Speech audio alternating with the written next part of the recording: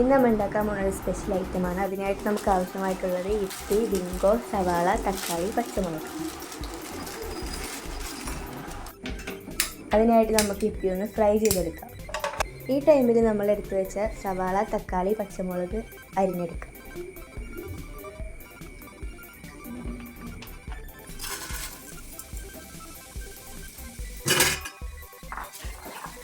ഈ ഒരു സമയമാകുമ്പോൾ നമുക്കിത് എടുക്കാവുന്നതാണ്. നേരത്തെ എടുത്തു വെച്ച സവാള, തക്കാളി, പച്ചമുളക്, ബിങ്കോ പൊടിച്ചത്, ഇപ്പിയുടെ മസാല ഇതെല്ലാം കൂടി ഇട്ട് ഇളക്കി യോജിപ്പിക്കുക.